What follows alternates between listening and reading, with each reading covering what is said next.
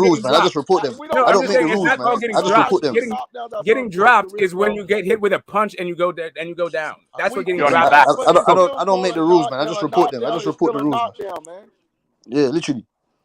I don't get this stuff, man. But I know it's they just okay. terms arguing over, But Floyd, it's like Hagler. See, still Hagler never really got dropped. They called Floyd is a still the best knockdown. fighter of our generation. The man still got money. Y'all can't on Floyd. I love Floyd to death, but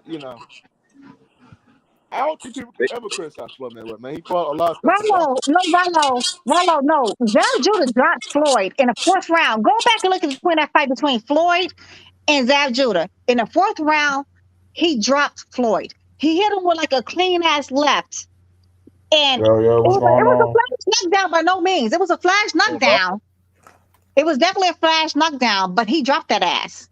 Right, but it is what it is. The thing is, there's a balance thing, and if you see the legs, I'm just saying this is my thing, and we can agree to disagree, all that stuff. But from what I saw, it looked like their feet got tangled up, but there was a shot that landed, and the glove did graze the canvas. So, like, you could call it a knockdown. The way James Toney knocked down Ruiz, his foot was full on Ruiz's fucking foot, and when he dropped him, like, sometimes your foot's on the other guy's foot.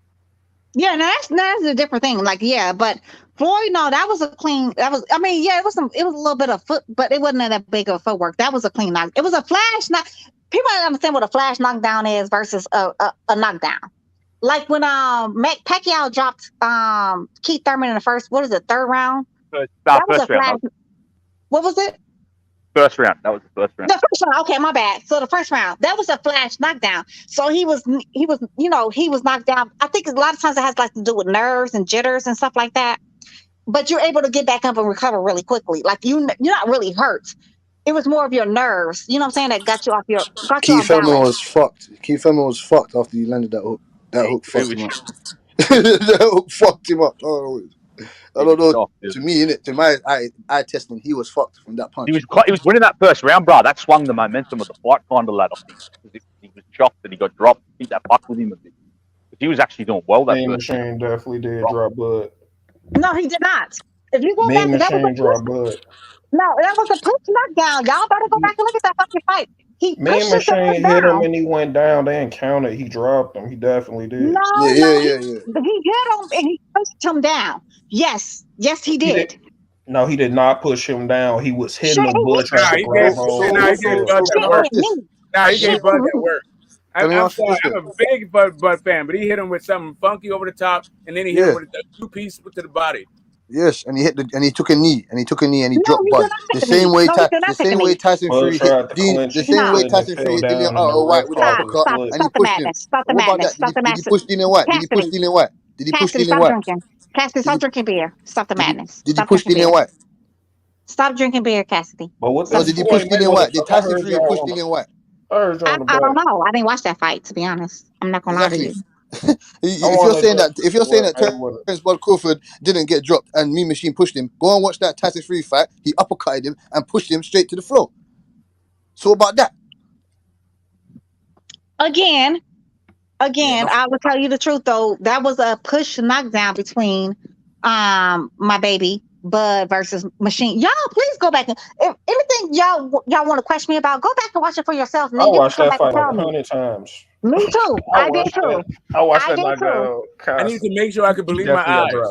I could not believe my eyes. I watched that like a bunch of times. Yeah. Hey, smoke. Did Tyson Fury push Dillian White? Yeah, but so what? Okay, then. So was that a knockdown or was that a push? That was a knockdown. He hit him with an uppercut, and then as he's going down, there's a slight shove. But I mean,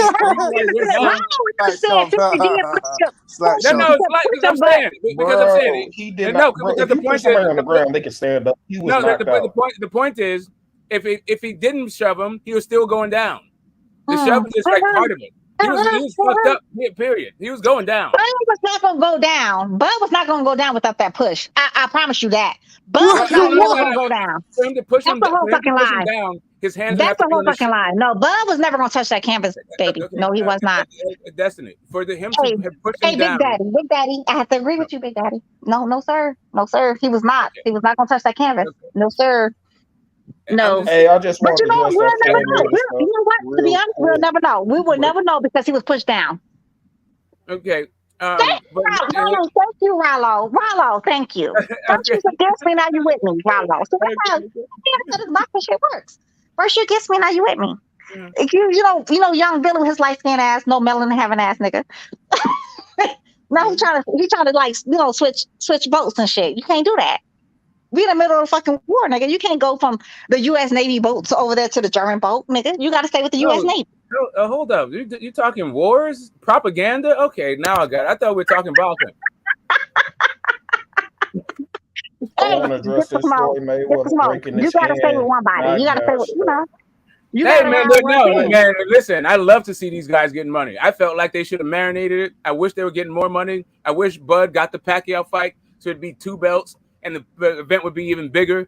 Like, I want these dudes to get it. The only thing I don't like about it, like I said, is how dangerous they are, and somebody's getting fucked up in this fight. Every time PBC crosses the so-called fucking street or whatever it is, they get their ass beat. It is what it is. Well, there's nobody crossing the street. Yeah, but there's nobody crossing the street. There's no crossing the street though. Yeah, not now. But every time they cross that so-called fucking street, they take their ass on the other side of the street and get that ass tapped. Well, I mean, Tap.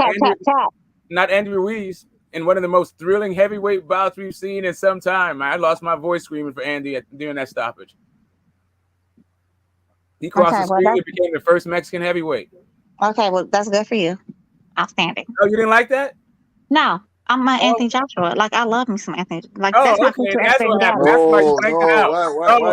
out. Why do you like Anthony Joshua? Why do you like Anthony Joshua? Because he is. I just asking. That's a beautiful black man. Oh, see, that's all. So you just like him for his looks, then? You don't like Tyson Fury. You just like him for his looks. Child. You don't like him for his boxing skills, nothing. That's what I'm saying, man. That's what I'm saying. Bullshit. I got to work for Anthony Joshua. Yeah, I like bullshit. talking about you. Bullshit. This is fun. How can you not credit Anthony? How can you not credit Andy Ruiz for knocking out Anthony Joshua, the handsome black Hercules? The handsome black Hercules. You don't want to credit he Andy can still Ruiz. be handsome black Hercules, but he was stumbling around that ring. Your handsome black Hercules got smacked up by Usyk. That's fine, and that's fine too. But Usyk the Terminator. Usyk the ugly They Terminator. AJ from getting knocked down. Hey, but still, that's my future 12 seconds left on the clock. Watch, this guy knocked out Anthony. This guy knocked out Anthony Joshua. This guy. Well, I said what I said. That's my baby. Y'all gonna leave Anthony Joshua alone, but we're not gonna do his bad Anthony Joshua. Like you know what I'm saying? Like everybody got their biasness. I'm sorry, y'all, because I honestly do not want to see a Shakur versus Devin Haney. Honestly, that would really hurt my whole heart. Like I'm gonna ugly cry. I'm literally gonna ugly cry. I don't want to see that. I don't never want to see that fight. I don't never want to see it. Nah, see now I gotta get back up in here. You start that bullshit. Nah, we gotta see that fight. Fuck that. I want to see who's the number one pound for pound, girl. Let me be great. No friends. Nah, I want to see. No friends. No friends. I want to see the best fight the best. That's it. They all need to fight each other. Every motherfucker. No friends in this sport. Every motherfucker needs to fight. I mean, I want to see who's the number one pound for pound. That's what I want to see. For that one, bro. I ain't gonna even lie. Can you stop the bullshit? It ain't no bullshit. Because when Devin Haney, hey, listen, when Devin Haney, what you say? Can I have my own way? Can I just have my own way? Like, I don't want to see it. Like, that makes me mad. That makes me sad every time y'all talk about it. Do not say that, H-Money. That's going to be one of the biggest fights in boxing. It is. Honestly, I do understand. Like, I do agree with y'all wholeheartedly. It's going to be one of the biggest fights in boxing. From a motherly standpoint, these young men, they remind me of my child, my little Richie. And I just don't want to see it. No, I don't want that. No, I don't like it. Well, you got to get down and dirty. No. Little Richie got to get down and dirty too. No. Do not say that, H-Money. You take that shit back. Dude, that's the guy. This is the guy that smacked up your handsome black Hercules. This is the guy that smacked up your handsome black Hercules. This guy. And if you're saying I'm a guy that treats women with utmost respect. It's always ladies first. You get me? But if you're saying no, don't do that. No, fuck that. No, fuck that women shit. Feminine. That means you gotta let the two guys fight. Fuck the friend stuff. Fuck that. Then you gotta let them fight. Cassidy, that has literally nothing to do with sex. That's a personal thing for me. It has nothing to do with those are my little people. Get on. If my dad was in the weight division, I'll fight him as well to be pound for pound. I would never choose between those two. Those two are like equal to me, like literally equal. No, there's no equal. There has to be one. There has to be one. There has to be one guy. There can only be one. There can only be one. I guess what she's saying is she like both fighters. Yeah, I see what you're saying. You like both fighters, and you don't want to see them fight. You know, right? Yeah, that's exactly what she's saying. Yeah. Thank you. But the thing is that they're both great fighters, and I think when they fight each other, that will be for the number one pound for pound. So that's what people want to see. Rollo, I seen that sparring match. Honestly, that was fucking chess. That sparring match between Shakur and fucking Devin Haney. If anybody's never watched that shit was definitely fucking chess. But I felt like Haney pulled it out like maybe by a smidgen. But some people feel differently. Honestly, that was one of those fights, like you said earlier, H-Money or whoever it was. It can go 3 different directions. And that was one of those fire matches that really could have went 3 different directions. That shit was amazing. That was sweet science at its purest, in my opinion, in my personal opinion. But it It's sounds hard like to you judge a like winner though Devin on Haney sparring like more that. They though. would have just been working on things, you know. It sounds like you like Devin Haney a little bit more than Shakur Stevenson. That's what I feel like. I think the fight's gonna be. It sounds like Devin Haney your favorite though. No. I understand in that sparring match. I feel like he pulled it out by the hair of his chinny chin from my eyesight. But I also can see how people say like, Shakur, could have won it too. Like honestly, that was a beautiful display of boxing. That shit was gorgeous. Honestly, one of my favorite fights to ever watch was when Rigan Dial took Nonito Donaire to school and back. To me, that was the most beautiful display of pure science, sweet science I've ever seen. That shit was brilliant. That shit was fucking brilliant. What he did to Nonito Donaire. Rigan Dial, Nonito Donaire. Oh, yeah, Rigan Dial is a smart fighter. He's a very smart fighter. He got very good skills. Man, that fight was sweet pure science. That shit was sweet pure science. Donaire was on the down list as well at that time. Nonito Donaire was not on the down point. No, he was not. No, he was on the pound for pound list. He was on the pound for pound list, I said. He was on the pound for pound list at the time when Rigo did that to him. Outlaw, I'm not trying to be funny, baby. I truly don't understand what you're saying. I swear I'm not. I got you. What he's saying is, he said that when Nonito Donaire, when he fought Rigondeaux, Nonito Donaire was on the pound for pound list at that time. Oh, okay. I'm sorry. I thought you were saying like he was on the down list. I'm he said pound for pound. He was. Yeah, he was on the pound for pound list. Tell Destiny we'd be good together because we wouldn't understand. We could just have fun. Tell her I said that. Hey. No, we're not gonna have fun because I'm an introvert. I don't like to go out. I like to be at home. We don't understand each other talking, so we could just have fun. We don't need to talk, you know. Yeah, okay. Got you. I think I got you, but if I don't, I don't. But anywho, no, but that's sweet science though. Can we all agree though? Ricky Dial took Nonito Donaire to school and back on a sweet science. Yeah, but then what happened to Lomachenko when he took Rigondeaux to school? Okay. That wasn't at his natural weight class. Let me answer him. That wasn't. Even if they was in the same weight class, man, that shit looked so one-sided. I don't think Rigondeaux would have to be. And he was not allowed to rehydrate. Rigondeaux thought he was going to win. I don't believe in none of that. I was saying he thought he was going to win the fight. So forget that.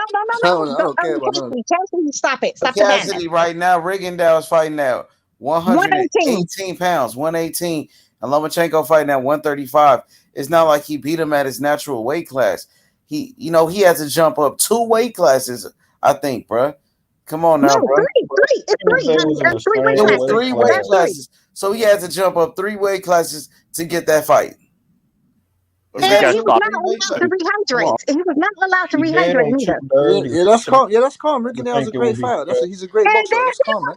Pacquiao, 8-time division champion. Pacquiao. Pacquiao had no problem doing that. He was on an 18-month layoff. He had to jump up 3 weight classes to do that. Stop the madness. It's not the same thing. He thought he was going to win the fight. So you can't discredit Rigondeaux for thinking that he was going to win that fight. That's it. Well, Rigondeaux had not had a fight in 18 months, so I would have took any fucking fight at that point too, because you got to feed your fucking family, right? You got to put food on the table. I think Rigondeaux fought that year. He fought that year, I'm pretty sure. No, he did not fight that year. No, he did not. You better go back and look. No, he did not. He was on an 18-month layoff. I think Walters was on. Huh? I thought, wasn't Walters on the layoff? Nicholas Walters. He was like on an 11-month layoff. You talking about Walters? Nicholas Walters, the Axeman. Oh yeah, Walters was. No, we're talking about Rigondeaux versus Loma. We're not. Walters is a whole different thing. But again, that man had to jump up 3 weight classes. No, he didn't have an 18-month layoff. Sorry, he fought Moses. He fought Moses Flores, and he knocked him out in the first round. So yeah, when was that, Cassidy? He was incorrect.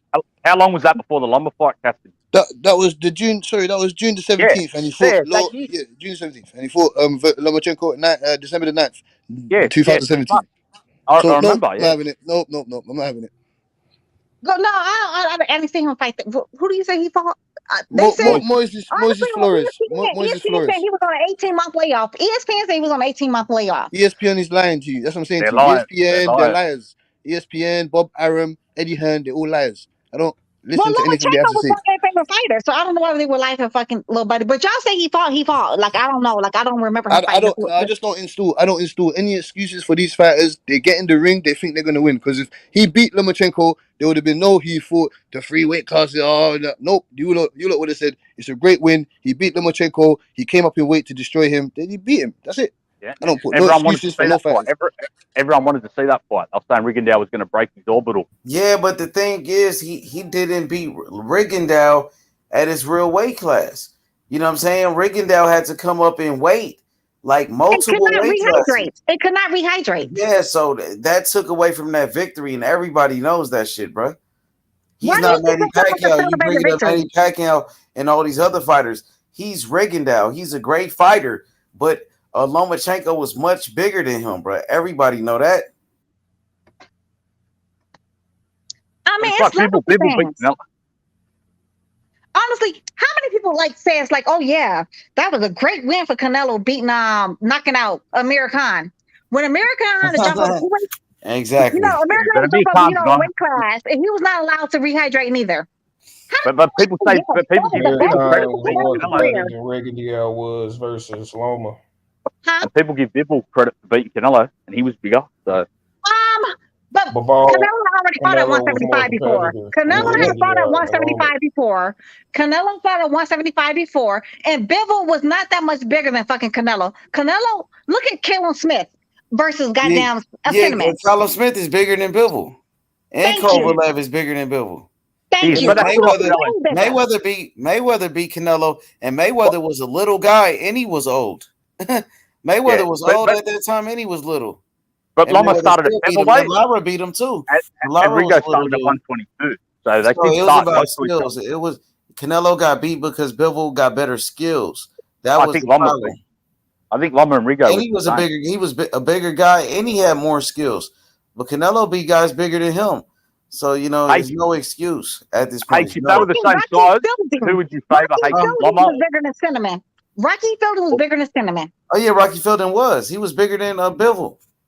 Hey, who would you favor if Loma and Rigo were same size? Hey, who would you favor? Loma and Rigondeaux, you saying being the same size? Yeah, they were the same. I mean, that's kind of hard because like they're like way different sizes. So it's like a fantasy fight. So I mean, probably Rigondeaux probably would take them if they was the same size because Rigondeaux style probably would be able to outbox him. But I don't like to, because it's a fantasy fight.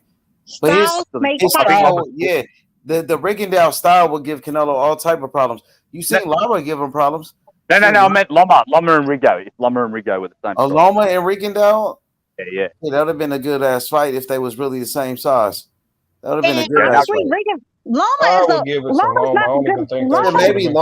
Maybe Loma would have been a good ass fight. Loma does not have the ring IQ people think he has because he got a good ring IQ though, Destiny. He's sharp though. No, he does. No, he does. No, I'm not disagreeing with. I'm saying he does not have the greatest ring IQ people think he does because they tend to overhype Lomachenko somewhat, but Lomachenko does got like a really good IQ because like even in the amateurs he had like a crazy ass record. And he's like a two-time gold medalist. He was like 25-year-old fighting 15 of course. Just like some of the Cuban guys too, But he was a great amateur. Like even in the Olympics, he did good. Like even as a professional, he did good too. Yeah, like if I was fighting a 14-year-old, like I was going to fight like one of my daughters. Yeah, he was older than most guys too. He was older than most guys in those. But he won a gold medal. Just like some of the Cubans, though. Just like some of them Cubans, right? You're right. Yeah, you're absolutely right. Gamboa, look at Ugas. Look at they are Rigondeaux himself. Loma was only 20 when he won his first gold medal. Loma was 20 when he won his first gold. He was only 20. He won it back to back. Yeah, then he was 24. Motherfucker though, Loma, he got skills for sure. They always want to bring up his amateur career. He has 400 something like wins and only one loss, but he was fighting 14, 13, and 15-year-olds. Yeah, he was older than a lot of those guys because he stayed professional. Like, I mean, he turned professional when he got older, right? He turned professional like when he got older and shit. But you got to remember, a lot of them wins over other He was Russians. fighting guys younger his than him, very though. second fight, But a lot of the second Russians were fight, his he days. lost against Toledo, a fucking Uber driver. Yeah, he lost. Y'all To Google it. Salido. Yeah, he lost to really Salido. You're right. He did lose to Salido, but Salido, he did beat a lot, like some guys though. Salido beat Manuel Lopez. Yeah, You know who beat the fuck out of Salido? He had some good wins though. But Destiny, remember who beat the fuck out of Salido though? Even though he had a lot of Destiny, even though he had a lot of losses, he still had some good wins in there too, though. Yeah, fights was like robbed. He was robbed in some of those fights too. The 12 losses he had, he was robbed. He wasn't that bad though. Salido wasn't that bad. He gave Marquez a good fight as well. He gave Marquez one of his hardest fights. That was his second fight though, right? But Destiny. Loma That was his had a second chance fight, right? to rematch him. Loma had the chance to rematch Salido. You know what he did? Probably didn't want it. He turned that shit down. He fought Gary Russell though, right? Yeah. Mm-hmm. He beat Gary Russell though, right, in his third fight. So Loma got Gary some Russell's good wins, Gary Russell is way like what is it? He's not gonna do all the tricks of Salido. Like Lomachenko found he got a lesson that day. Gary Russell was little guy too. I despise Gary Russell, Mr. Gary Russell. I don't though. Like I feel I despise him. But this last fight he literally had one hand too, like your boy Tank, and he did not lose that fight against that little buddy. Little buddy won't rematch him though. Little buddy will not rematch Gary Russell, but he did. I mean, I don't think it was. He got a fight coming this up. man really fought with one hand, but honestly, that was on Gary Russell. He knew he got a fight coming up though. You know, he about to fight Ray Vargas, a former champion. That's gonna be a good fight. That's coming up too. You talking about Gary Russell, right? No, I'm talking about the guy that beat Gary Russell. He got a fight coming up with Ray Vargas, like a good Mexican fight. It's gonna be a good fight. Yeah, that's what I'm saying. It's gonna be a good fight. Gary Russell, I don't know what's up with Gary Russell, you know. So I like him. I think he's a good fighter. He took a loss though, man. Right, he was inactive with a belt. H. Now that he hasn't got a title, he probably won't fight for another 2 years or something, man. You know, bro. Yeah, man. He's focused like with his brothers though. He got it. His brother's a beast. Already, Ayo. Yeah, Ayo, what's up, my boy? You can join the panel, Ayo. Where you at? And Rollo, thank you. He's credible, but not great because they had him above fucking Andre Ward on ESPN as a better fighter. He already had a loss. Andre Ward had never lost a fight. How you would have somebody with a loss on their record? Yeah, we know that's some bullshit. We know that's some bullshit, Destiny. Yeah. Andre Ward. Rollo, I mean, H-Money, you and I know that. Yeah. Yeah, but Andre Ward's my favorite fighter. Fucking pound for pound list. Nigga, hell. That was some. Yeah. But now I think at this point you got to take him out because he's in a war right now. He's not even boxing. So you got to take him out at this point. Yeah, he's inactive at the moment, bro. Yeah, and you got some other fighters that's putting in work now. You got Shakur Stevenson. You know, he just beat Oscar Valdez. You got to give Charlo his just dues. Yeah, Charlo too. You got Charlo. Josh Taylor lost that fight. We all know that was a robbery. We could take his ass off the pound list too. Hell yeah. I still got him on there, buddy. Some people still got him on there though. I mean, we know, but I'm saying though, but us boxing fans, we can take his ass off the fucking pound for pound list. We're not talking about casual. We're talking about real boxing fans. We're talking about hardcore that people we know unheard boxers because David Morrell is not a big name. He's not. But all of us do know. Kambosos Haney winner has to go on the pound for pound list as well. That's going to be undisputed. That's for the undisputed right there. I didn't hear what he said. He said the winner of Devin Haney and George Kambosos should be on the pound for pound list. And I said, yep. Absolutely. Oh, you best believe they better be on the fucking That's for the undisputed right there. That's for all the belts. Mm-hmm. You best fucking believe. But did y'all see that David Benavidez finally said he would fight Andre? Yeah, but he be doing too much talking and he be fighting bums. Like he fighting David Lemieux coming up, man. Like Triple G leftovers from way back in the day. Come on now. David Lemieux, he's not been popping since Ricky Lake. Exactly. That's what I'm saying. Shit. So Benavidez do a lot of capping on the internet, and I'm starting to see that. Yeah. He's trying to fight Charlo. Which I get it because Charlo did call that man name out first, though. Charlo did. I mean, Morrell calling his name out. Classes, though. Honestly, Benavidez is too big to be at 168. His big ass should be at 175. I mean, it's not even that though. Like you said, you said Charlo called his name out. That's why he acting like that. But Morrell been calling his name out, and he don't keep the same energy. And then when Demetrius Andrade wanted to fight him, they said they wanted $10 million to fight Andrade. Right. He did say that. He did. So them niggas don't really want no smoke. And Caleb Plant tried to fight him a long time ago, and they turned that fight down. So Benavidez been turning fights down.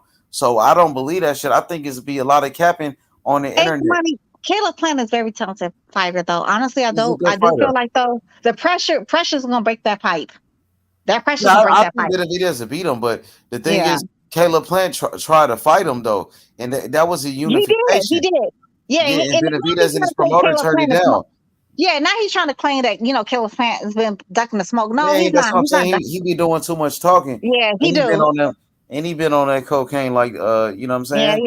Yeah. He did sniff that little coke. I like fighters that's really dedicated to the sport, So I mean, Benavidez, he lost his belt 2 times. Honestly, the very first fight he had against that damn Romanian dude. Oh yeah, he fought him twice. I think personally, people say that he won. I think personally, from my own eyes, what I saw, I thought he lost that first fight. Yeah, a lot of people thought he lost that fight. He won. You did too? Yeah, I mean, a lot of people thought he lost that fight. Yeah, what's everybody's name? What is his name? Oh, my boy, Outlaw Boxing. No, not Outlaw. I'm talking about the one that David Benavidez. Oh, his name was Ronald Gavril. Gavril. He was whatever. Yeah, that one. Yeah, he lost that fucking fight. Yeah, that's why he had to do a rematch because it was a close fight. That rematch did win. He just asked the rematch. Yeah, but he got dropped in that first fight.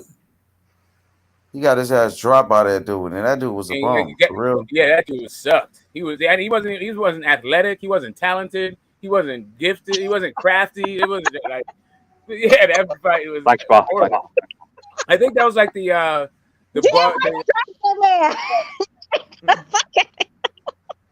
like that. He was just nothing. I couldn't it was like a sparring partner, like beating his ass. Stop dragging that man.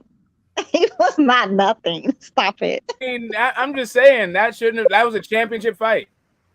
It was, but David Benavidez lost that first fucking fight. Yeah. He clearly put David Benavidez's ass on that goddamn canvas. Yeah, he got dropped. He got his ass dropped. And Benavidez, he lost his belt 2 times. One for cocaine and one for missing weight.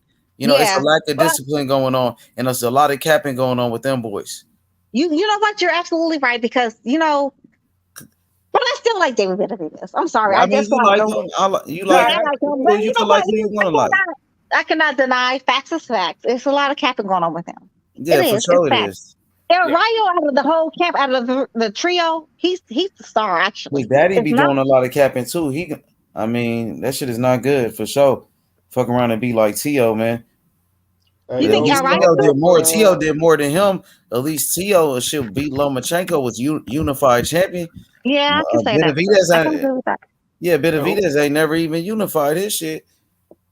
No, I'm saying though, with El Rayo though, out of the 3 though, El Rayo's the best fighter out of the 3. The trio. El Rayo's good. We got to see him step it up though, Destiny. We can't crown him, man. I agree with that. I'm not saying, but out of the 3, I feel like he's the best out of the 3. Yeah, he look like he's good. Benavidez good too though.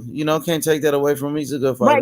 But he uses his face as his fucking defense. That's not a good Benavidez finna fight Saturday. I think he gonna do his thing.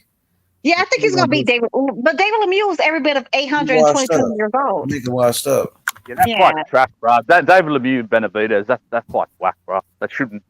Yeah, but it's a title eliminator. WBC put that shit together. They be on some bullshit. Suleiman's fuck Suleiman, bro. Do y'all think Cinnamons gonna rematch? Usyk? I got Usyk all day. I'm fucking with Usyk. Usyk a good fighter. He is a good fighter. He is. And honestly, a lot of people pick Usyk.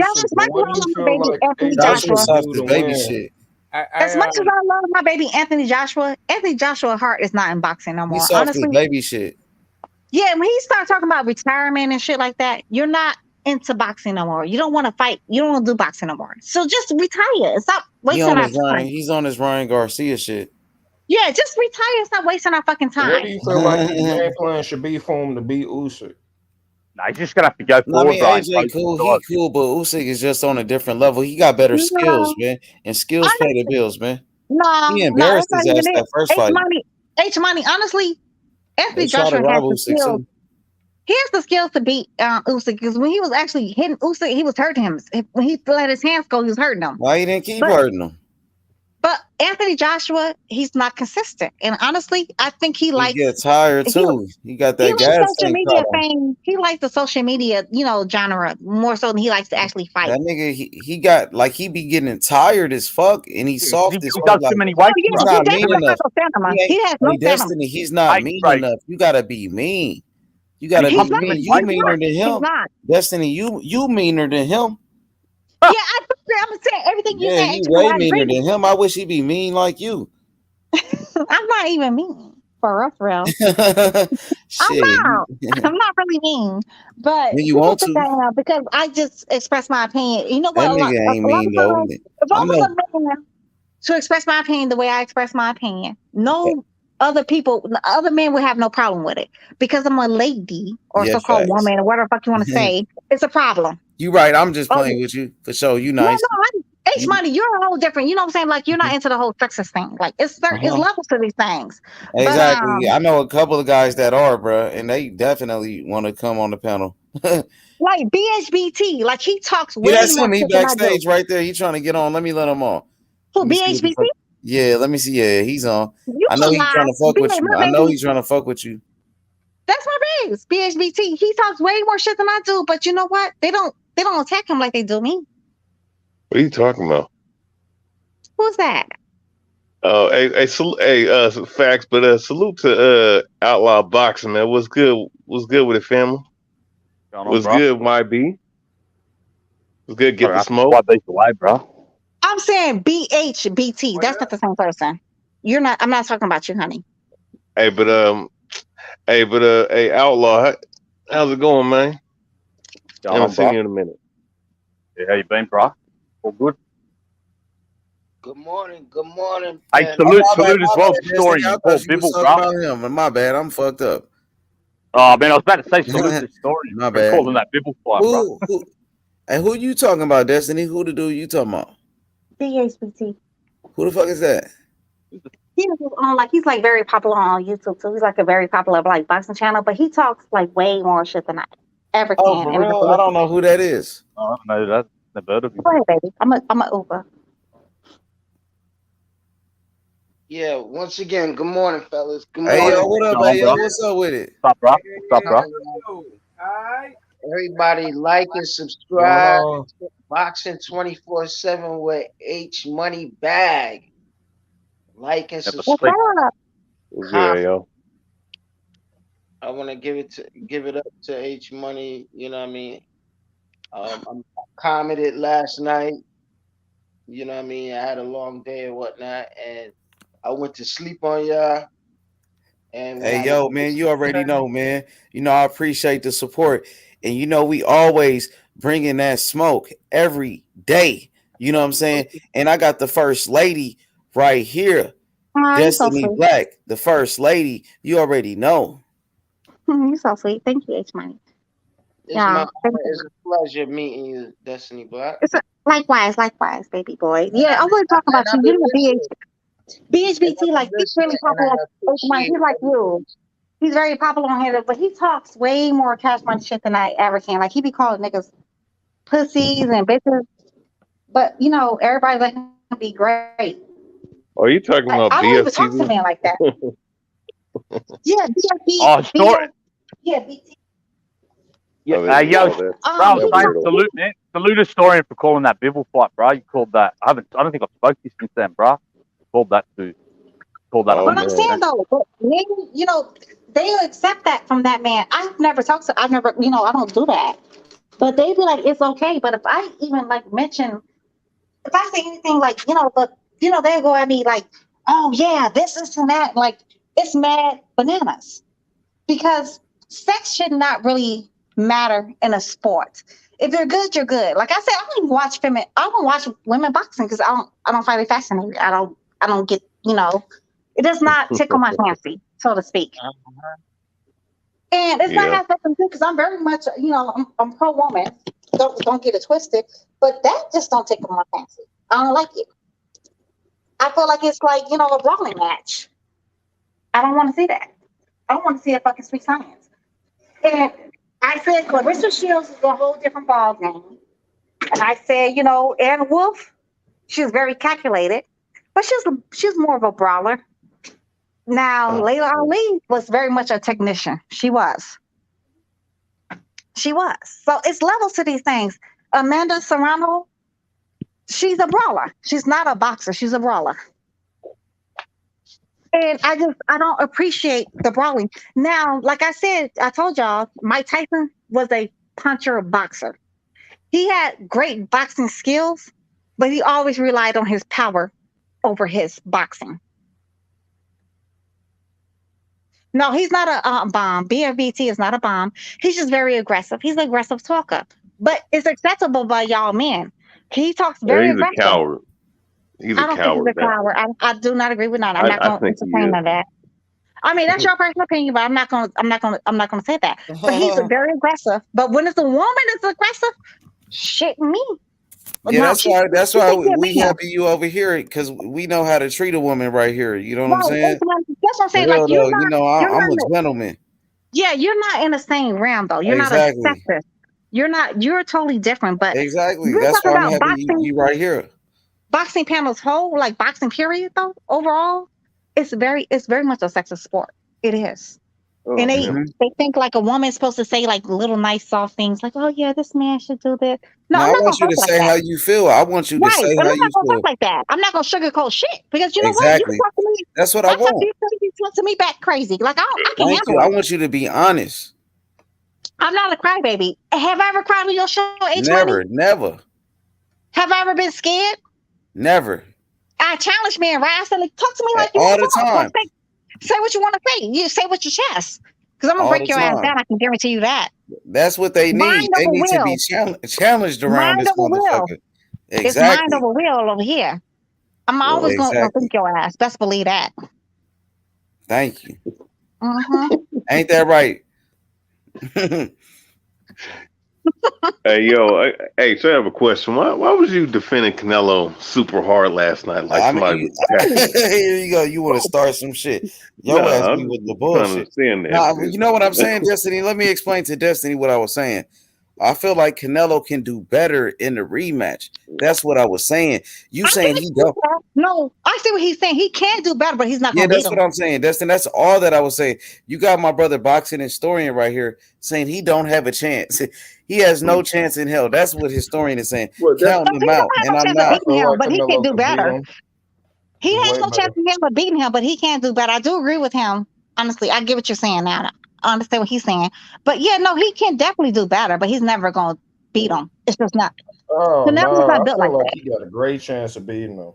Great chance of beating him. I feel like people really overhyping this loss. Like, he just got his ass whooped. Well, I mean, don't put punches together like that to really hurt you. You know what I mean? That try to tell me about the Bible, but you try to tell me Devin Haney was going to lose against Joe, what the boy name was?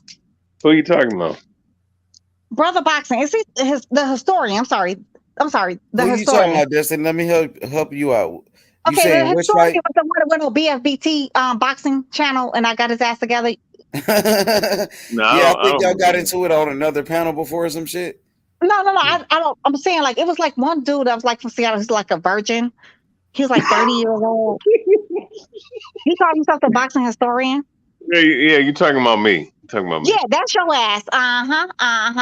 You was the one that told me that Devin Haney was gonna get his ass whooped by Lil Buddy. I don't remember saying that. Oh, you did. I remember it very clearly. I remember saying.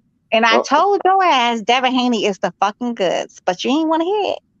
Yeah, he's a good fighter. He's just not. Oh, no, he's a fight all of a sudden. Oh, okay. Because we both love Bud. You and I both love Bud, but we disagree on everything else. We disagree on religion and everything else. from the rulers to the tutor, but Bud is out, our common ground. But yeah, you told H Money too. Our boy Devin Haney was going to get beat by JoJo Diaz. Well, I mean, it was a close fight. That's where y'all fall out too, Destiny Black. Close fight? What are you smoking?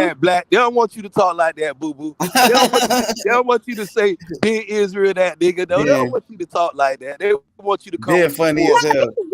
Ben be everywhere, Ben. I saw you on Reggie shit last night. You and Reggie cooking Fred and shit. You a funny ass nigga, man. You Reggie's funny. Fred, I saw you and Reggie was up all night. Hey, you know what? Fred, I saw you with Reggie. Reggie, that's my nigga, fool.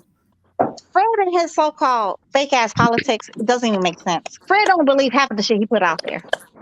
I love Fred to death. I love Fred, the boxing conversation, because he actually brought forefront to us about the franchise belt. But Fred, it's just politicking that bothers me. Nigga, how are you a black man in America and support the most racist political party in America? Oh, you what? Which one? What are you talking about? Only rich white man. Are you talking about Republicans? Wait, you talking about Bob Aaron? What you talking about? Republicans only benefit old rich white man. He entitled to his opinion, Not though, Black. necessarily. They only benefit old rich white men. They do not benefit anybody look like us. Nowhere near. Business owners. Not even. Yeah, only white business owners. Because if you don't understand the history of how black business dwindled down to like less than what is it, 7% of America. Destiny Black, you see this? My boy Pod 10, he said Haney. And then you got my boy Danny the Great right here. He said it's Haney time. They ready for the undisputed. Already. Y'all already know Haney. Them boys ready for the undisputed already. Haney has never lost more than 3 rounds in any fight since he's been pro. He's never lost more than 3 rounds. Never has lost more than 3 rounds in any fight. Y'all can argue anything else, but that's facts on facts on facts. Jojo Diaz. Oh, she cooking. He only lost 3 rounds in that fight. According to Linares. She said 3 rounds though. You could give Linares probably only 3 at the most. Jojo Diaz won 4 or 5 rounds. Stop the madness. Stop the madness. Stop the fucking madness. He didn't lose no 4 or fucking 5 rounds against fucking Jojo Diaz. Even the judges that was anti-Haney did not score that shit 4 to 5 rounds. Stop the madness. Anti-Haney. Wow. Dang, she know her boxing, bro. That's a fucking madness. They didn't even score that shit. Hey man, Wizards is Devin really Haney. Know her boxing like, bro. Devin Haney panel. That's all I got to say. Devin Haney going for the undisputed though, bro. If Danny Haney was fucking trash, I can accept that. If he was trash, I can accept that because honestly, he's not trash. Devin Haney's a hell of a fighter. He got skills. Look, Joshua is not a great boxer at all. But hey, check this out. Check this out. My boy Right Side. My boy Right Side said, "Talk to him, Queen. Talk to these fools." Devin Haney has never lost more than 3 rounds in any given fucking fight. Facts. Even against Linares, he lost fucking 1 round. He lost 3 rounds. What was the 11th? No, he lost the 11th round because when Linares clipped his ass, that was at the very end of the 10th round. But at that 10th round, he dominated the whole fucking round. Mm-hmm. And the thing is, he knew the bell was coming. He let his guard down because you know what? You're not expecting a punch. That's when you get caught. But his ass didn't touch that fucking canvas. He did not touch the fucking canvas. But your boy Loma did. Loma touched the canvas. Yo, Destiny Black. My boy Slide Tendency said Destiny always slapping the fuck out of these casuals. Oh, thank you, babe. Dang, they showing love. Well, hey, Danny the Great, show love to the Queen. Danny the Great, show love to the Queen, man. Show love by 10 to the Queen, homie. Hey, my boy Ben Israel said Destiny Black got that shoulder roll. Hey, man down. Yeah, but it's made. But you know, Bud is no scorecards. He's truly the man down. The last 10 of his fights has all been man down. For real. He don't go to the scorecards. There's no scorecards over there. That nigga don't even know what a scorecard look like no more. Facts. Slide Tendency says Haney making all these dudes look average. Destiny is right. And then Danny the Great comes back and says, Destiny. And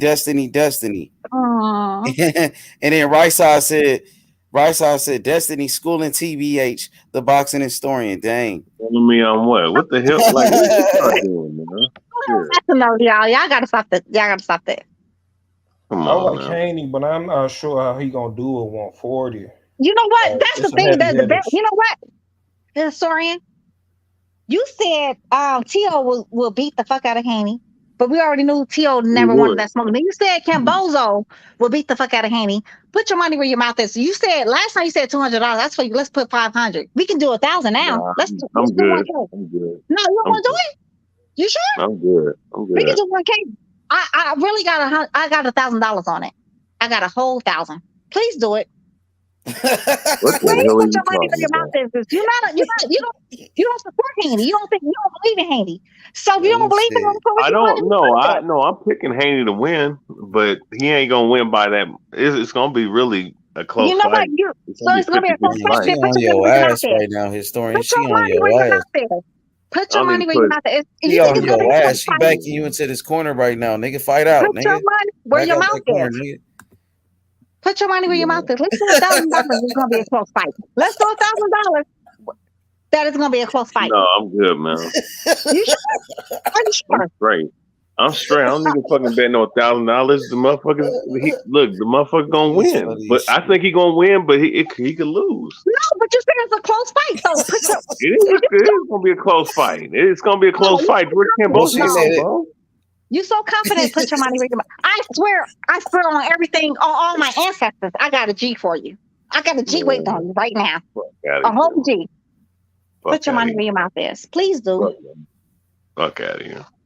Kambosos gonna give him a good fight, and Kambosos has a chance to win. I mean, that's all. Hey, look. Why would we bet on it out? Like, my boy Marky Dan said, Destiny pressing these niggas. She pressing you. She pressing you. She on your ass right now. Yeah. I didn't expect that Destiny was gonna be on the panel. I just came. She coming back. Listen, Destiny Black fuck with this boxing, and you know the MOB, man. We run this boxing shit. You know what I'm saying? And she definitely down with H Money. We gonna get her on the show more often. And she knows she always welcome right here with H Money in the MOB. Assalamu alaikum. Hey, she knows she welcome right here. You know, so she fuck with this boxing, and I know she fuck with like other channels and shit like that. But we definitely trying to make her a part of the show right here. You know, whenever she got the time and shit. Oh, well, whenever she got the time, you know, be a part of the show. Be a part of it. The post office is not for me. I do not do manual labor. You said what now? The post office. When I went to work for the post office, right? So we being naive, I did not know it was manual labor. So I thought I was just going to deliver the mail, right? No, it's called casing. They want you to like put all your mail together and put in these different like little totes and shit, and then you have to load your damn own fucking mailbox truck up, and then take it and deliver and carry shit to the people's fucking doors. No, sir. I do not know nothing about up to 100 pounds. Hell yeah. No. Fuck you. And they want you to work on Sundays. It's called Amazon Sundays. I'm never gonna work 7 days or 6 days a week. Yeah, you know. Yeah, that's super bad. No, I do not do that. I'm happy to have you back though, for sure. Like, and I want you to come more often and shit, for sure. Because like I said, I know you fuck with different channels and shit, but I want you to be a part of this channel, you know, for sure. You know that's from me. I said that. Boy. I'm just saying, like, I did not know anything about, like, you know, you think I always sound like we don't, like, you know what I'm saying? Y'all sound like the people, like the mail people that deliver your mail. You don't see them like doing that shit. 100 pounds. I wish a motherfucker like they was like big ass tires. I'm talking like big ass, like I'm talking like the the tires, like the smash kind of tires, like big ass, lifted trucks tires. They want you to. I wish I fucking would. No, they better come pick the shit up here at the post office. Oh yeah. So you still out there in Houston though? No, I quit that job though because I never had to work. I did that shit because I wanted to. Okay. I don't have to work. Yeah, I just do that shit because I wanted to. I'm retired military. Yeah, I don't have to do that shit. But that's a whole lot. If you think I'm about to be out there lifting, yeah, that's what I won't do. Manual labor, I've never done that shit. I don't even know what the fuck manual labor is. But I understood it now. So you understand it now. Mm-hmm. Won't never do it again. That's a whole lie. I don't like it. I'm not a slave. That's why I was like off of like boxing panels, period, for a long fuck. But yeah, you back now. You right here with us. Yeah. For sure, you right here with us. Hey yo, what's up? Hey yo, man. Yeah, I wanted the first lady, man. Hey yo, because hey yo, a player from New York City, man. You can hear it in his voice, man. You know what I'm saying? Yeah, Destiny Black. I wanted to know that you crushing on Joshua. You know what I mean? Are you going to still love him after the loss? I still love him. That's my future ex-baby daddy. Yes, I still love him. Honestly, I do know he's not the goods. I get it. Got it good. I cannot excuse that. But I like him personally. You know what I'm saying? Like, we all have our own, like, personal favorites. Honestly, if Devin Haney took an L, He took an L. It is what it is. If Shakur Stevenson take an L, he take an L. It is what it is. But when I understand corruption too. And you have to understand, like, it's levels of things. And people was trying to say, like, I'm crying about Wilder, which I was never doing that. I'm just saying, like, I understand corruption. We all, when Lil Buddy, the referee said that he wanted to give Tyson Fury a fucking chance, make it make sense. That's not your job to give nobody a fucking chance. Your job is to referee. That's what you was hired for, right? Your job is not to give nobody a fucking chance. That's what I'm saying. That's all I was saying. Like, I understand, like, history books, Tyson Fury won.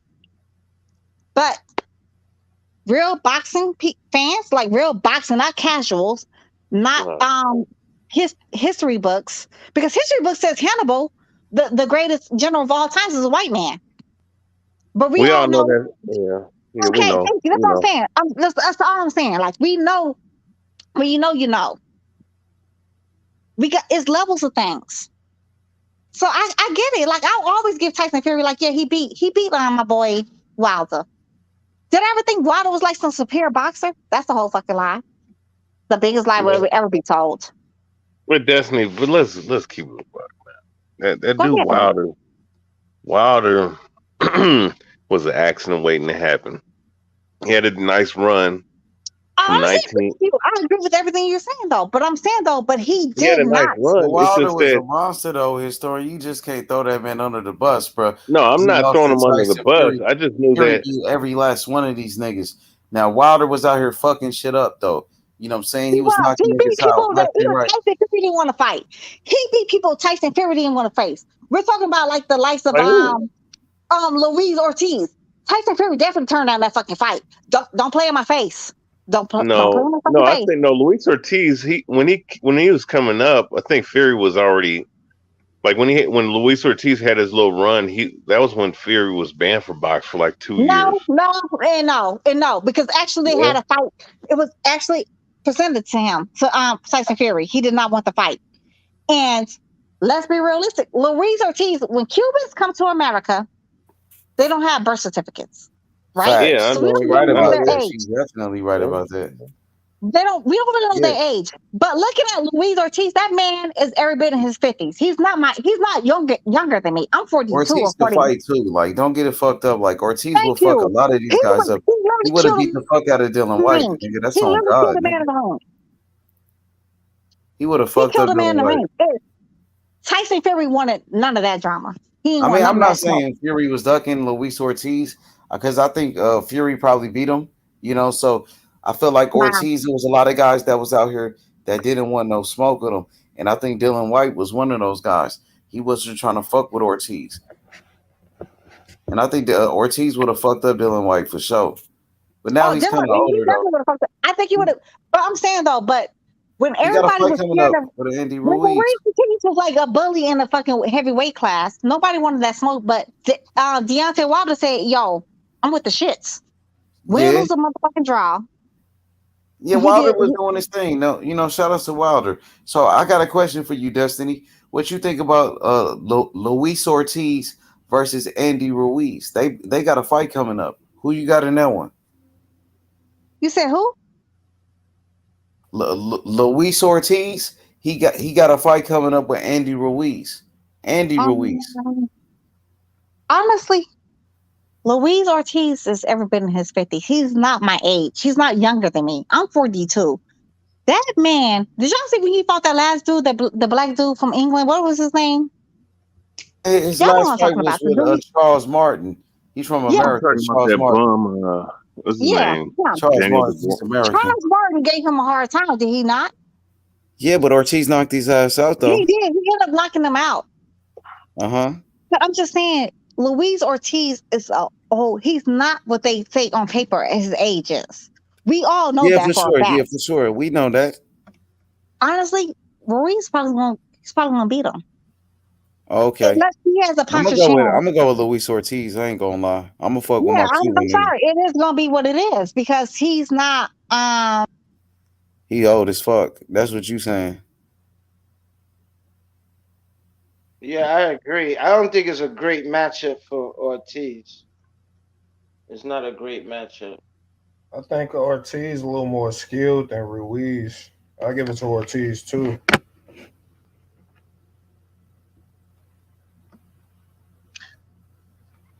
Yeah, it's like a crossroad fight. I don't think it's even necessary yet. But Hey, question though. Hey, Destiny Black. So what you know about that Carthaginian history?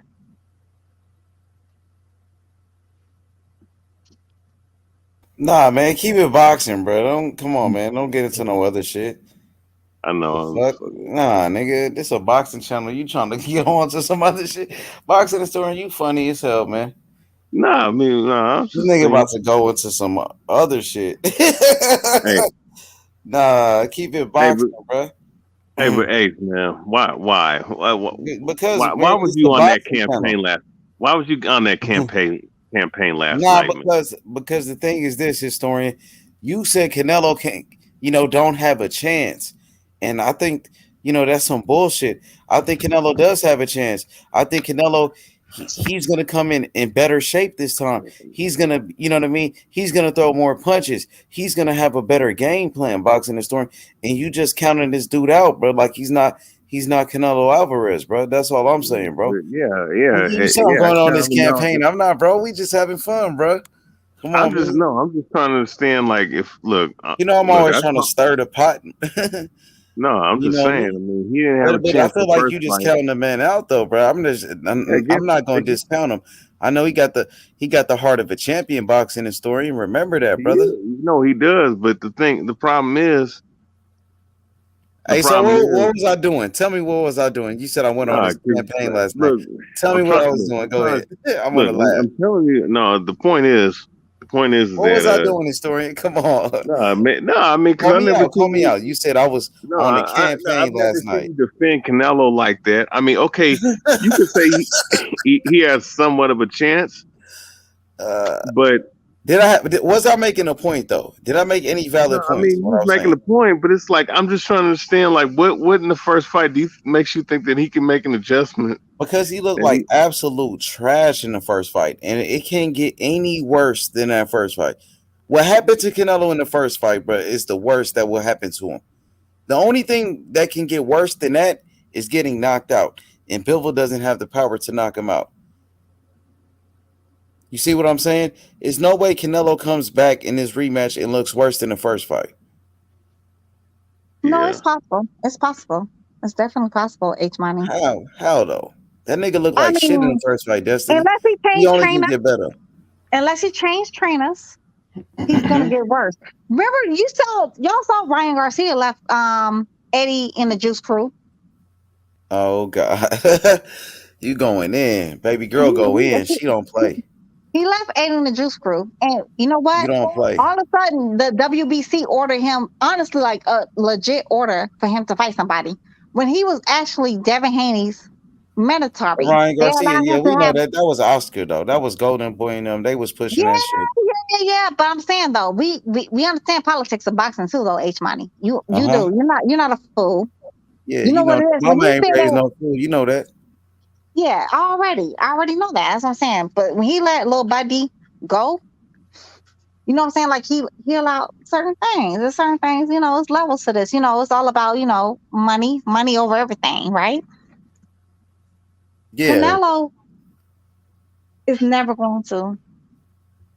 He's never going to beat I don't give a damn the fuck. Yeah, he might not beat him though, Destiny. But that's not what I'm saying. All I'm saying is he's gonna do better in the rematch. That's all I'm saying. Remember, I told you I agree with you on that though. But he don't have even with him being better, like doing better, he still does not have the chance of beating him. Period. I give him a chance. I can see Canelo beating him.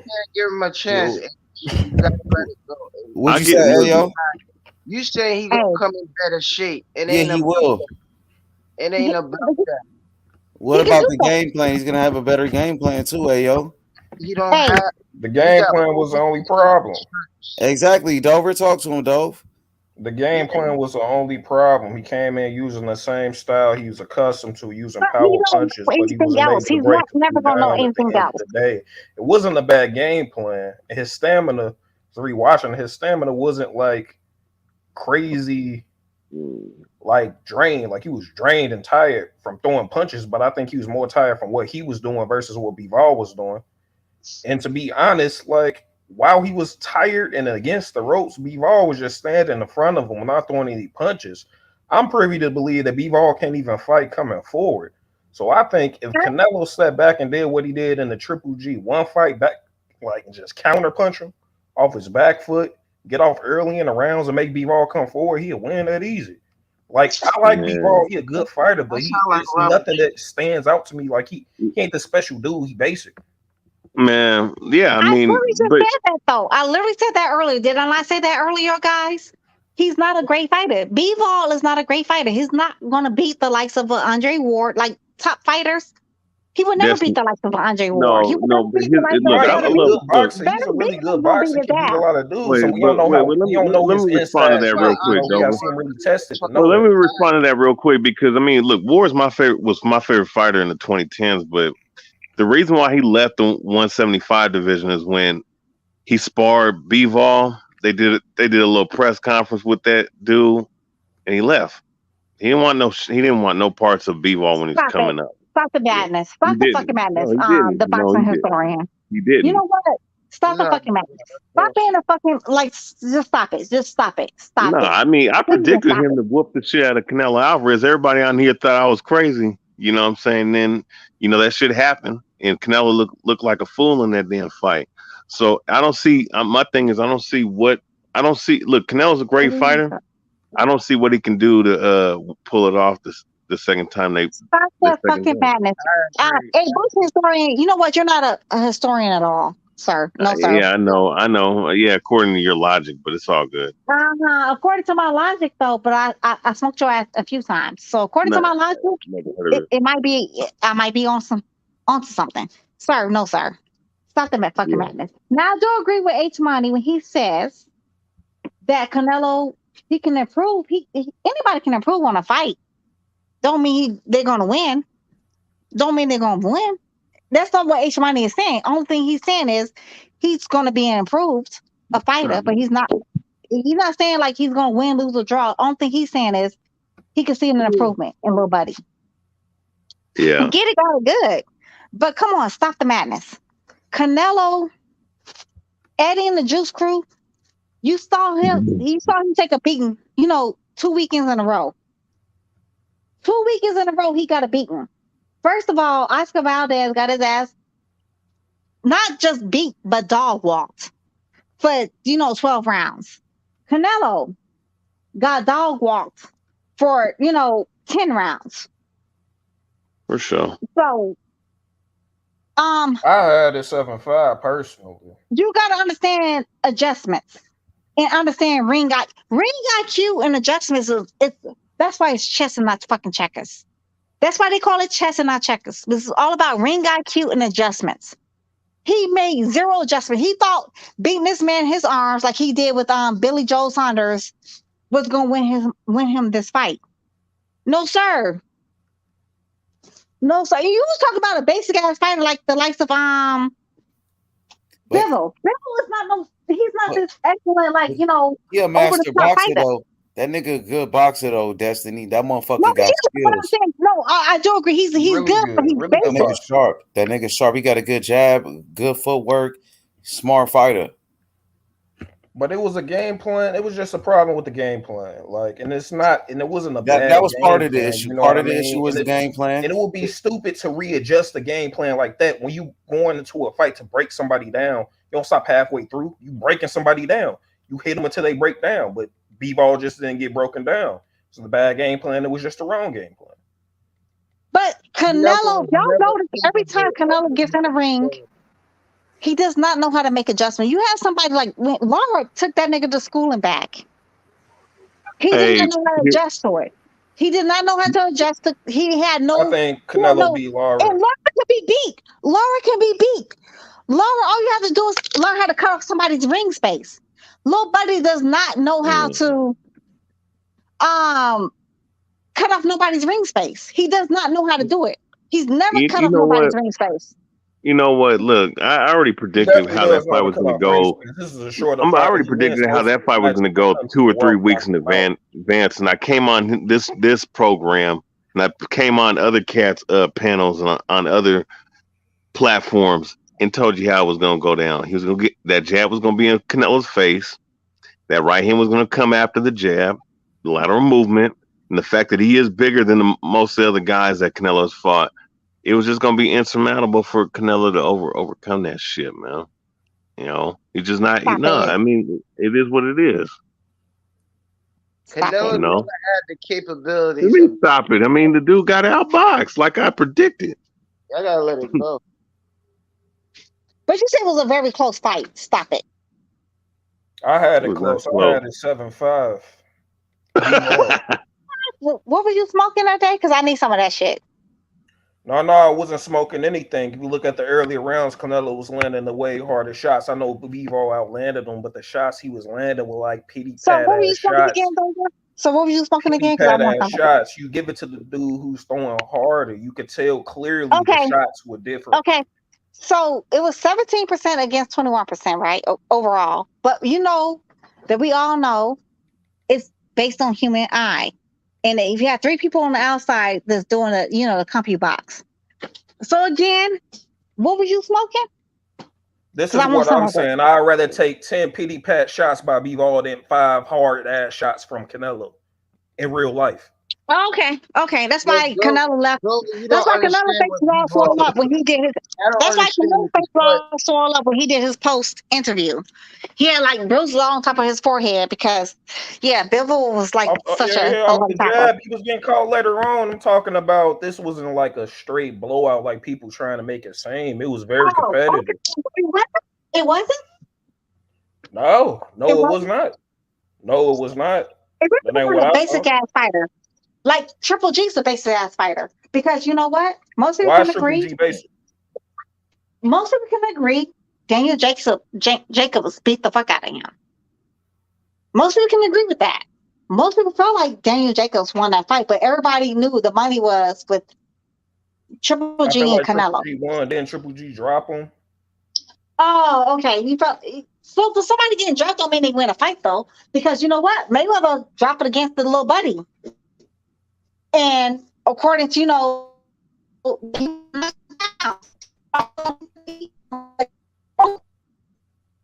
broke his hand. So just because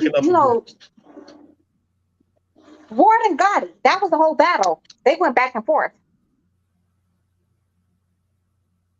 It depends on your taste. It's all arguable at the end of the day, but I would count harder shots over lighter shots. You're absolutely right. Boxing is all about, opinion. But again, what we do have is facts. And facts says numbers never lie. Women lie, men lie, numbers don't. No, women lie, men lie, numbers don't. Facts says numbers can be deceiving. No, you can make numbers lie. Yes, you can. Cut it out. You can fudge numbers. Women lie, numbers don't. Facts, the number says that men lie, period. That's it. Yeah, but number says that Lil Buddy landed way more shots over Canelo. Okay, who had the harder shots though? Clearly he did. Because you all know power punches is the factor, in between, you have like a so-called, but it was never a close fight. Y'all gotta talk about it. So you saying Bivol was landing harder shots than Canelo? The funniest thing is to me how our people, my people, we go so hard for these, the likes of the Canelos and stuff like that. Canelo has never, ever showed the same love for our people. Actually, Tank used to always love Cinnamon. He always he's the best fighter in the world and all that other goofy shit. But you know who he sent like a letter to and he wanted to win? Was fucking Isaac Cruz. It wasn't fucking Tank. But we always willing to go ham, turkey, and bologna for these other motherfuckers, except for our own. That's self-hatred. You're welcome. The boxing historian. Who landed the harder shots? You saying Bivol landed harder shots than Canelo? Bivol punches was harder than Canelo's? Because they clearly weren't. Clearly they were. Because who walked away looked all bruised up? It was not Bivol. Clearly it was Bivol's shots. Yeah. Yeah, wait, what did I say? I said that Canelo was gonna get his ass whooped, and he did. You know, if you feel like the shots Bivol was harder than Canelo's, man, Canelo's backing up because that dude was backing up because those shots were affecting him. Was he gonna get knocked out? No, but I mean, doesn't mean that those punches don't hurt. Because I mean, I'm not saying the punches didn't hurt. I'm saying Canelo was clearly landing the harder shots. Bivol was against the ropes like the first 4 rounds. Not really. He didn't land much. I'm gonna be honest with you, If he was landing harder shots, he would have won the fight. Destiny he was landing the fucking harder shots, he would have won the fucking fight. Stop the fucking madness. The boxing historian, Mr. AKA Hebrew Israelites, Mr. AKA the 12 tribes of Israel. What the fuck that even means? I think he was going no. I think boxing historian was going for Bivol. He picked Bivol, but I think that's Dover that's saying that Canelo was landing the harder. I'm sorry, TPH. I'm so sorry, baby. That was Dover. Dover, my bad, TPH. Dover, the fuck out of here, son. Numbers don't fucking lie. And you know what? To be honest, thank Carlos even saying it. Carlos he's Hispanic. He said it's too easy work. So you saying Marcos Maidana beat Mayweather the first time because he outlanded him? Fucking not, because we look at the fucking numbers. You know, yeah, and Marcos Maidana outlanded Mayweather. Look at the numbers. No, he did not outland Mayweather. You better look at the fucking numbers. No, he did not. No, he did not. No, he threw Marcos more Maidana punches. didn't throw more and outland Mayweather more. He threw more punches. He did not outland Mayweather, according to percentages. Yes, he threw. Mayweather's percentages was higher. He threw less and landed at a higher connect percentage, but Marcos Maidana outlanded him. No. Yeah. It does not make sense. So you said, okay, let me break it down to you how math works. You're boxing and you're the more skilled boxer. You're looking at a match and somebody throws. Let me break it down to you, right? Let me break it down to you. So you have a bag of Skittles, right? In the Skittles, you have orange, yellow, red, purple, green. Let's just say those are the numbers. That's the colors. So the yellow numbers you have. So it's 100. It's 100 like. Pieces of Skittles is 100. So you have yellow, red, green, purple, and orange. So yellow has 20, right? Yellow has 20 of the Skittle bag out of 100. Green has 8. Blue has 40. Purple has 37. And red has, whatever the leftovers. Right? But just because, yellow has the most, I'm sorry, blue has the most. Does that mean it's the most popular?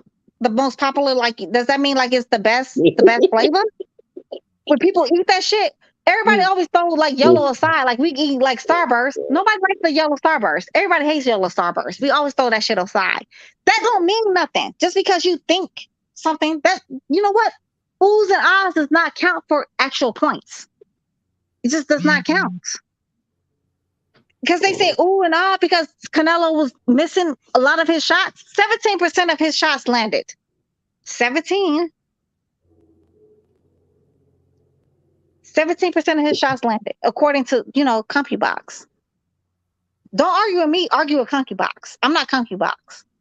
Well, you know. I don't take CompuBox on that series because they don't count every punch. And if you throw feints, Canelo landed harder shots than Bivol. Hey, if you throw feints, they count that as a fucking thrown punch. You know what I'm saying? Thank you. I really don't respect CompuBox or that logic of scoring. I mean, look, it's cool for like in terms of like seeing the activity of fighters, but I don't take the actual numbers serious because they don't count every punch that's in 21%. 17% was Canelo's, 21% was I'll catch you, bro. Bivol.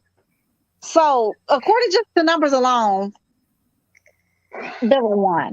I don't know what the fuck Dover was talking about. Dover, I get it that you want to be a Cinnamon fan. I get it. You're a fanboy. By all means.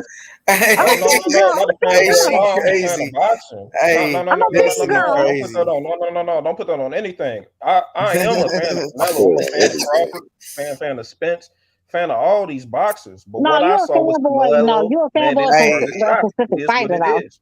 No, you're a fanboy of Pacific Fighter. And I get it. this That's out. okay. Go be a fanboy.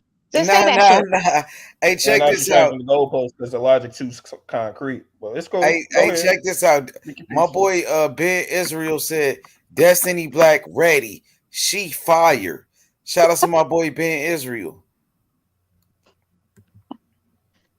Thank you, Ben Israel. But I'm just saying though, if you say you're a fanboy, just say that shit and it's okay. Just say, like I told H Money, did I tell you? I do not want to see my babies fight. There's no possible way. They gotta fight. They ain't no babies. They grown men. H Money. They ain't no babies. They grown ass men. They are my babies. They are my babies. Do not do me. I refuse to listen to this. I refuse to listen to this. I can't even think of the fucking word. I refuse to listen to this shit. Hey, listen. Them boys grown as fuck. They got kids and everything, man. Let them fight. Shit. My son is 25 years old. No, he is not. He a grown ass man. No, he's my child. I don't give a damn how many degrees his ass get. He's working on his second But master's. he grown though. He grown as fuck. He's not. No, that's my child. No, he's not. That nigga grown than a motherfucker though. No, Richie is not. No, he is. Do not say that. Richie is my child forever. No, he's not allowed to do that. And that nigga 25. That nigga old. That nigga grown. H money. You know What's what? up? I'm gonna blow up your house. I'm gonna come to hell no, don't do that. You gonna be like Left Eye, burn the nigga house down and shit. They're not gonna fight. My babies will never fight. Don't do it. My babies are not allowed to fight. They're not allowed to fight each other. And I stand on that firmly. I stand on that. The number one pound for pound. Honestly, if they ever did fight though, I feel like I don't know where to go with that because it can go either fucking way between them two. Honestly, I really wouldn't even know where to place. Yo, hey, like my boy Outlaw Boxing said, Haney versus Shakur Stevenson, future super fight. Future super fight for sure. Stop. H Money, can you please stop that shit? That's what the people saying. They already talking about it. Stop it. No, I do not like that. I don't like that matchup. No. I want to see it. Fight. That's gonna be like Mayweather versus Pernell Whitaker type of fight. No. Yeah, it is. No, it's not It's allowed. gonna be a good ass fight. Shakur Stevenson already on a pound for pound list, and if Devin Haney beat Kambosos, he gonna be on a pound for pound list too. And they got history, like they friends, and then them niggas sparred each other and all of that shit. But they don't need to fight each other. Y'all better stop saying that shit. Stop it, H Money. Stop the shit. He's not allowed to fight. They're not allowed to fight each other. No. I mean, to be honest, they are friends and shit, and nobody really want to see. Well, some people want to see him fight, and some people like you, they don't want to see him fight because they friends. That breaks my whole heart. But look, right side laughing. Right side, he love Devin Haney. That's his favorite fighter. So Okay, but I said they went over to the top rank too. They went over there to the top rank. Girl, though. I did say I can admit I'm a fangirl because I'm a. I mean, you a woman though, so you could be like that. Cheer for a man like that. No, I can cheer for anybody like that though, and you can too. It's okay to be a fan person. Okay, I get it. I'm saying though, it's okay though. There are but a lot I'm of saying Devin Haney fanboys that come on here. That's for sure. Devin Haney a good ass fighter, man. Devin Haney give you a reason to like him. He going for the undisputed and all of that. So he going for the go on for it. Yo, BH, Boxing Historian. What up? Question: what was the name of Andre's promoter, the one that died when they was in the Super Six? The legendary what's his name? I forget his name, man. I remember the face, but I forget the name though. But he's ultimately why Andre Ward gave it up, from him and the sanctioning bodies, and Who you talking about? Andre Ward, because everything. You said he I gave it up. wanted to wrap it all up in the sense of everything was leading up to Andre Ward. Who was though? Who's leading up to Andre Ward though? Like Canelo's big dreams. You see what I'm saying? Andre Ward would have beat the dog shit out of him. Yeah. Andre Ward would have beat the fuck out of Canelo. If Bivol did him like that, imagine what Andre Ward would have did to him. He would have. He would have beat the brakes off him. Violated him. You know what I mean? Hell yeah. He is. He mean too. He dirty with it too. He would have fucked him up. Yeah, Andre Ward was a dirty fighter. Violated. I like the way you put it. He said violated that nigga. That's crazy. I love that. Andre Ward was a dirty fighter though. That's that California shit though. But I love my some Andre Ward. I do it. Oh, for sure. Andre Ward, my favorite fighter. He's still my favorite fighter. If we look at it, everything is full circle again. Nothing's really changed since that point. Yeah, Dan Goosen. Yeah, Dan Goosen. Yep. Changed other than that. Canelo was the outlook, you know what I mean, and actually rising to that case, because he still had Andre Ward in his mouth, trying to lure him back in, because our prize fighters are usually led to fight the legends, you know what I mean, pluck them out the way, you know what I mean, if that's the case. But you said violate him. That's crazy. But Andre Ward style. Hell yeah, I know. That's what I'm saying. You right about that shit though, for real. Andre Ward is he the boss. He was the boss in the ring though. He would have fucked him up though, for real. I gotta agree with that. Ain't no lies. You never told no lies there. Andre Ward is he's a different kind of animal. But that's why Canelo and fucking Triple G ducked his ass. He called them out when they was all on the thing. Like, at one point, he was willing to go down, go up. He wasn't even the same weight class when he fought Kovalev for the first time. He was not. If y'all go back and look at it, Andre Ward was not in the same. And Kovalev on some people's pound for pound list, he was number one. Y'all go back and look at it. This man moved up in weight class to fight Kovalev and beat him. And they said, "Oh yeah, that was too close of a fight. It wasn't we would not a clear beat." He went back and he did a rematch and knocked that nigga out. Mm-hmm. So y'all got to give that man his respect. And he always said, if Canelo called my name, I'll come out of retirement. Canelo has never did what? Call that nigga name. But the key thing was to get past the weight class, because the goal was ultimately, Andre Ward, calling him off the throne. Wait, hold on. H Money. Yeah. Bring this man's Furioso's boxing with us. I took that comment off. Hey, stop instigating that bullshit. Like, that shit is not even funny. I already took that comment down. The time. Entire fuck, yo. Like, yeah, I timed him out for that shit. You already know I did. The fuck? Yeah, I already timed him out for that shit. Yeah, that's you know what? To be honest, I don't even like big penises. If you want to be honest, I like 6 inches or smaller. You're welcome. The fuck is he even talking about? Yeah, exactly, man. Yeah, y'all gotta stop coming to the channel with that bullshit for real, bro. You know what I'm saying? That's some bullshit. Hey, you know what?